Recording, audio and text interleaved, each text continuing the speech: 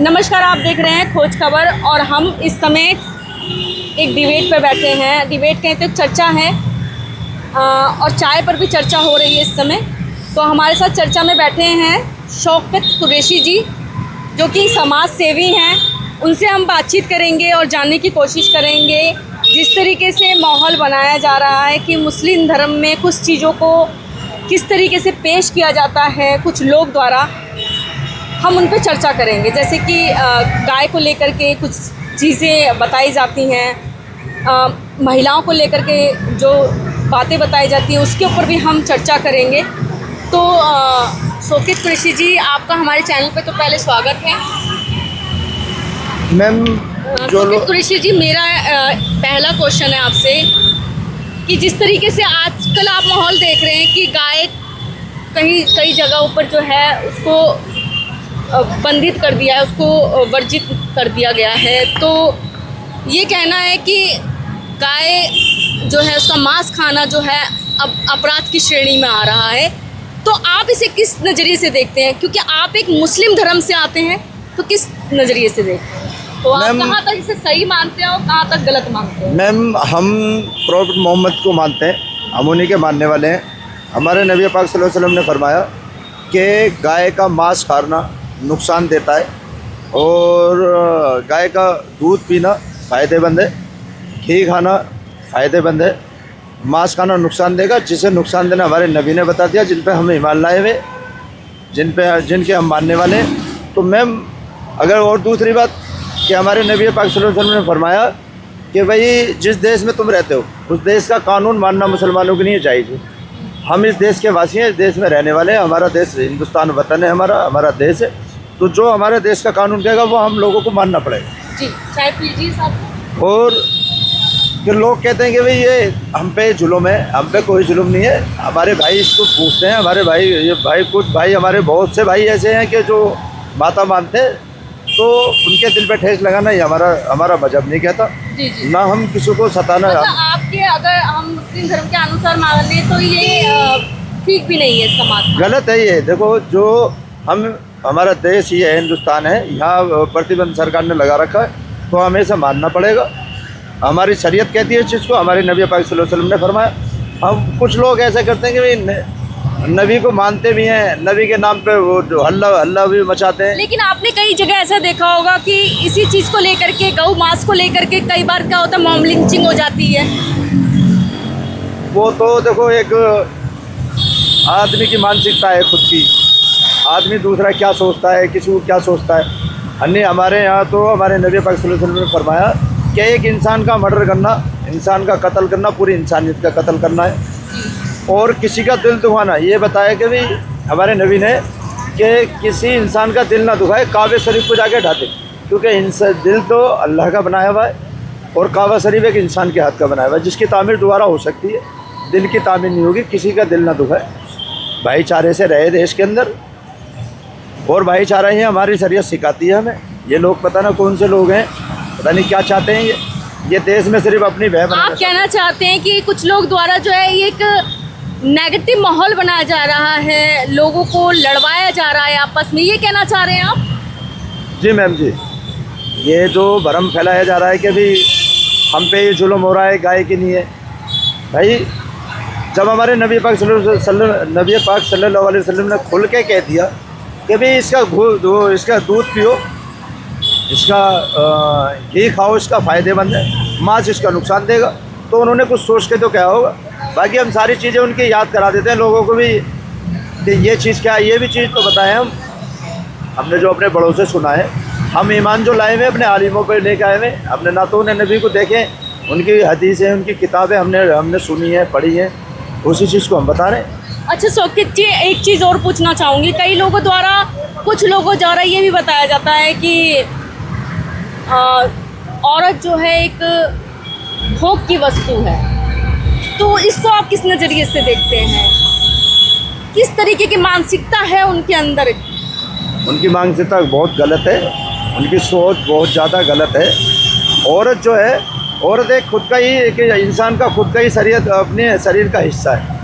ठीक है। धर्म में किस तरीके से औरत को क्या एक पदवी दी गई है, क्या उसके बारे में कहा गया है? औरत जो है कि जब दुनिया के अंदर बाबा आदम अलैहिस्सलाम आए दुनिया के अंदर, अल्लाह ने उन्हें दुनिया के अंदर उतारा और वो दुनिया में तन्हा अकेले थे। अब अल्लाह ने उन्हें बेहोश करे, उनकी दाई पसली से महबूबा को बनाई, तो औरत तो अपने जिस्म का हिस्सा, उन पर जुल्म क्या करना बेचारी। अब बहुत से कहते हैं कि भाई क्या औरत पैर की जूती है, औरत पैर की जूती है, औरत सर का ताज है, औरत के बिना इंसान का वजूद क्या है ये बता तो दें। फिर ये पर्दे में क्यों रखा जाता है? पर्दा क्यों? आपने देखा होगा कि जो है पर्दा आप लोगों में ज़्यादा किया जाता है। पर्दे की वजह यह है कि रानियाँ और महारानियाँ वो पर्दे में रहा करती थी। अच्छा। खूबसूरती पर्दे में अच्छी लगती है, उस पर कोई जोर जुल्म नहीं है। अच्छा, खूबसूरती को नजर ना लगे इसलिए। इसलिए उसका कोई रीज़न नहीं है कि पर्दा अगर औरत चाहे तो कर सकती है। हमारे यहाँ ऐसा जोर नहीं, जबरदस्ती कोई नहीं। जोर जबरदस्ती वाला मामला नहीं है। अगर हमारी बीवी चाहती है कि मैं ऐसी जाऊँ तो वो जा सकती है। हमारे यहाँ से कोई वो नहीं है कि भाई तू पर्दा ही करके चलेगी। ये है जैसे कि पहले बड़े कई बड़ों बार आपने देखा होगा कई लोग माहौल बनाते हैं कि हिजाबी पहनाया जाता है, बहुत ज़रूरी होता है, ऐसा कुछ है क्या? वो जो हिजाब वाला यीशु बनाया जाता है कि हिजाब ज़रूरी है। हिजाब देखो, जो पहले की किसी भी कास्ट में हुआ करती थी, वो किसी भी कास्ट में वो जेठ से भी पर्दा किया करती थी, ससुर से भी पर्दा किया करती थी, और मोहल्ले पड़ोस में भी पर्दा किया, वो किसी भी कास्ट में हुआ करती थी। अब जो ये तो बना दिया इन लोगों ने कि भाई हिजाब जो हम, मेरी सोच ये है कि भाई हिजाब जो एक खूबसूरती है, रानी महारानियाँ वो हिजाब में रहा करती थी, तो हमारी सोच तो इस तरीके की है। पता नहीं ये देश के माहौल। अच्छा, एक चीज़ और आपको मैं बता दूँ कि हमारे नबी ने भी क्या है, कुछ देश के हिसाब से भी बदलना पड़ेगा। अब हम कोई अल्लाह की इबादत कर रहे हैं और हमारे किसी भाई को उससे कराहट हो रही है, उससे परेशानी हो रही है, तो हम उसे धीरे आवाज़ से करते हैं। अगर उससे फिर भी हो रही है तो अपने मन में पढ़ लें। हमारी शरीयत को आपको लगता है कि यहाँ पर कुछ लोगों द्वारा ये एजेंडा फैलाया जाता है, माहौल बनाया जाता है ताकि लड़ाई झगड़े हो? हाँ, ऐसा लगता है। तो वो अपने आप को बड़ा बनाना चाहते हैं कि देखो बड़ा कोई नहीं। मैं आपसे बताता हूँ मैडम, आपको कहीं ना कहीं अगर समाज में रहना है तो थोड़ा बहुत तो कॉम्प्रोमाइज़ करके समाज के हिसाब से देखो उन लोगों ने क्या किया, हमारे नबी ने, सहाबाए किराम रज़ियल्लाहु अन्हुम ने क्या किया, उन्होंने अपना नेचर दूसरों को बताया कि हम इस टाइप के हैं। अगर हम कोई मिसाल के तौर पे कोई जल्लाद है तो हम उसे भी जल्लाद बन के दिखाएंगे। अगर हमें उसे अपने सांचे में डालना है तो हमें उसके दिमाग में ये चीज़ डालनी होगी, भाई प्यार से, पहले तो प्यार से हमें रहना होगा। अब हम कहें किसी से ज़बरदस्ती, नबी पाक सल्लल्लाहु अलैहि वसल्लम के पास एक वही आई कि आप अल्लाह के रसूल, अगर एक ओहद का पहाड़ है कि उसको देख लो, अगर आप चाहें तो हमें से सोने का बनाते हैं। अगर जंग करते तो बड़ी बड़ी वो करते। जब उन्होंने जंग नहीं की, एक उसका क्या नाम है, ताइफ का वाक़या है कि अल्लाह के रसूल जब दीन की दावत देने गए तो उन्हें सताए गए। फिर अल्लाह की तरफ से फरिश्ते आए, फरिश्ते ने सवाल किया कि आप कहें तो हम दोनों पहाड़ों को आपस में मिला दें। उन्होंने कहा नहीं, इनकी आने वाली नस्लें सुधरेंगी, इनकी आने वाली नस्लें सुधरेंगी। तो नबी का बयान करो, जिस नबी की अब उम्मती है, उन्होंने ये भाईचारा। नमाज जिस तरीके से आप बात करें, 5 टाइम की नमाज होती है, क्या 5 टाइम की नमाज पढ़नी ज़रूरी होती है क्या? हाँ, 5 टाइम की नमाज वो तो फ़र्ज़ है, जो फ़र्ज़ है वो तो अदा करना पड़ेगा।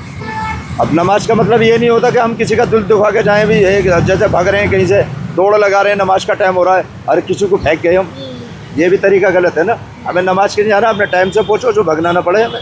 मस्जिद में टाइम से पहुँचो, हर मस्जिदों में टाइम बंधे हुए होते हैं कि इस टाइम पे इस फजर की नमाज होगी, इधर जोहर की पता ही होता है कि सबकी पता होगी। अब ये तो एक बाजी लोगों में, बहुत लोगों में ऐसी बनावट है कि भाई वो तो ये चाहते हैं कि भाई हम दिखाएं लोगों को, देखो अभी मैं नमाज़ पढ़ता हूँ।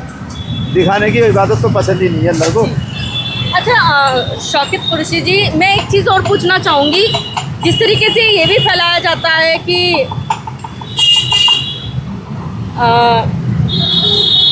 हलाला, तो वो क्या है? हलाला क्या है? हलाला ये है, देखो किसी की बेटी लाए हम घर के अंदर, वो औरत है, ठीक है, वो हलाले का क्या होता है? अब हलाले का मतलब ये है, ये हलाला जो है जिस घर वाले ने दिया है उसको सजा है खुद के लिए।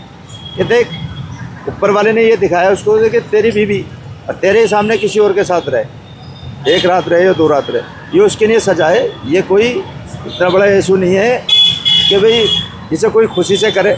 हालांकि को बहुत से लोगों ने, वो हमारे भी, हम में से भी कुछ लोग ऐसे हैं उस पर बहस करने बैठ जाते हैं। तो वो बहस का मैटर नहीं है, वो मैटर है कि जैसे कि अब उन्होंने तलाक दे दी, गुस्से में, शराब करने से में, झगड़े में, किसी चीज़ में तलाक दे दी, अब वो से बीवी को अपनी को रखना चाहता है।